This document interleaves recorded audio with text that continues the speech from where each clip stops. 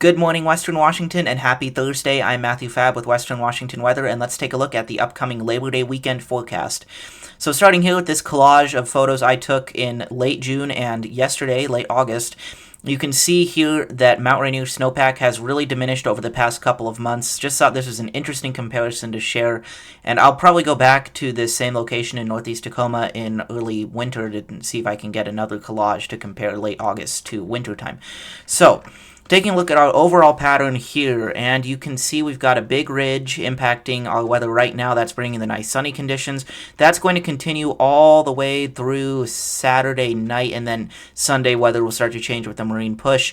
So here you can see Sunday as this upper level low that's weakening approaches the California coast and starts to bring a chance of thunderstorms to the Cascades. That's going to be the main weather impact for Labor Day weekend. So let's take a look at that. Here is Sunday afternoon, and you can see we do have a chance of thunderstorms for the Cascades, especially north of Snoqualmie Pass and on the Olympics. This is just something to watch out for if you're going to be camping or staying anywhere in the mountains this Labor Day weekend. As we go through Monday, so this is Labor Day around 5 o'clock, this thunderstorm threat is more widespread. People will likely be heading home from their vacations at this point, but still good to know that there is a widespread lightning threat on Monday evening. And one thing to note with this lightning threat, and this is something we're going to have to watch closely, is that this forecast, National Blended Models, showing total rain all the way through Labor Day at 11 p.m., so Monday night. There's no rain at all for any of the Cascades, and that is an interesting thing to note because this would mean that we have dry thunderstorms, and it'll be something we have to watch, and we'll definitely be watching this and taking a look at it over the next few days, but we could possibly start some more fires depending on how much lightning there is around the area. So, let's take a look here at our temperatures and what we're expecting. This is Thursday's temperatures. From Seattle north, likely in the low to mid 70s and mostly sunny, maybe cooler in the upper 60s near the water. Seattle south to Olympia, upper 70s, and then Olympia southward, low to mid 80s. And the same in Shelton. And then on the coast, that offshore flow starts going 77 in places like Hoquiam and Raymond, and then on the beaches, mid to upper 60s. As we go through Friday, you can see temperatures further increase, mid to upper 70s from Seattle north and upper 70s to low 80s from Seattle to Tacoma, Tacoma southward, and in the foothills here in the low to mid 80s, and then Olympia south will likely be in the mid to upper 80s, and the same in Shelton.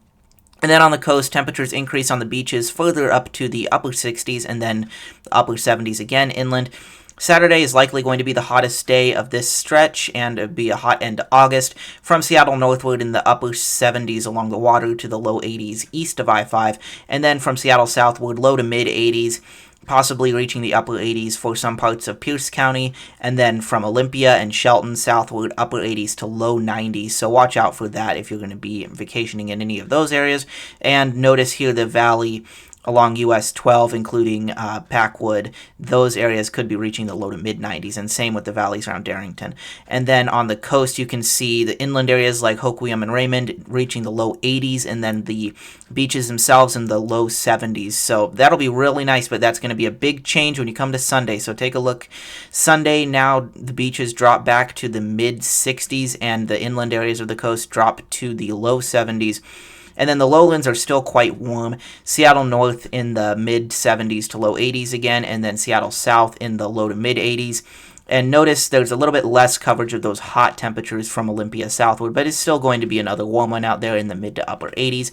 And as we go through Labor Day here, you can see that cool down encapsulates the entire area with the entire I-5 corridor in the low to mid 70s, maybe upper 70s from Tacoma southward.